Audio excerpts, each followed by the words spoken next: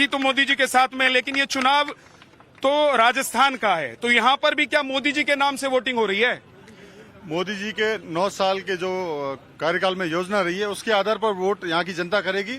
और ये धरती पुत्र जो आपने नाम दिया है, यहाँ के धरती पुत्र, यहाँ की बेरोजगार युवा शक्ति, वो अब तय करेगी किसकी सरकार बनेगी। जिस इस कांग्रेस कार्यकाल में भूमिहीन, भूमि से वंचित रहे, बाहरी कंपनियों को कांग्रेस सरकार की मिली भक्ति से जिस तरीके से बाहरी कंपनियों ने उपजाऊ जमीनों के ऊपर और यहाँ के पेड़ पौधों को उखाड़ कर कब्जा किया है, यहाँ के स्थानीय विधायक कंपनियों से साठ गांठ करके कमीशन के बेस पर उन्होंने जिस तरीके से बंदरबाट की जमीन यहाँ के युवाओं को, यहाँ के नागरिक को अलॉटमेंट नहीं करा के बाहरी कंपनियों की है, यहाँ की जनता त्रस्त है इन लोगों से।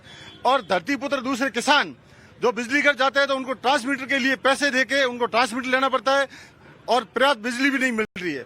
और शहर में भी गंदगी, शहर में भी बिजली नहीं है, उद्योगपति भी सब परेशान है। ठीक है, लेकिन एक चीज बताइए कि किसान और युवा दोनों परेशान, ऐसा वो कह रहे हैं, तो इसका मतलब तो ये है कि बदलाव है।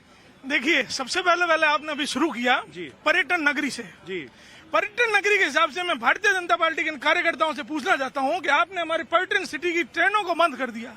आज रेलवे से जो पर्यटक हमारे बंगाल से, महाराष्ट्र से आते थे, आपके केंद्र की सरकार ने हमारी उन पर्यटक की जितनी भी ट्रेनें थी उनको बंद कर दी।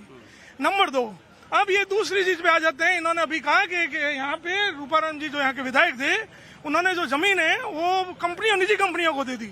लेकिन इन लोगों को ये बोलते हुए थोड़ा सा वो क्या कह सकते हैं, शर्म महसूस हो रही होगी कि 14 साल में आजादी के बाद में ओरन जो जैसलमेर की संस्कृति है और यहाँ की सम्मान की दृष्टि से देखा जाता है, उसके लिए ये लाखों बीघा जमीन आज रूपाराम जी धंधे ने और हर तरीके से उन्होंने स्वीकृत करवाई है। कि एक सेकंड, क्या कह रहे हैं आप? 20,000 बीघा और देवराज मंदिर में जो दर्ज हुआ है वो भाजपा के राज में हुआ है, पहले भी दर्ज हो रखा है। ये झूठे वो लोग है और झूठ बोल रहे, झूठ के राजनीति करने, उन्होंने सिर्फ भ्रष्टाचार किया है। और तो पहले भी शुरू से भाजपा वाले लड़ रहे हैं और दर्ज हो रखी है। भ्रष्टाचार के अलावा कुछ नहीं। जैसलमेर में पहली औरंग जो दर्ज हुई है भाजपा सरकार के राज में हुई है। ठीक है, एक सेकंड। हाँ, औरंग का गवर्नमेंट नोटिफिकेशन इस गवर्नमेंट में जारी हुआ है, ये झूठ बोल रहे हैं। अच्छा ठीक है।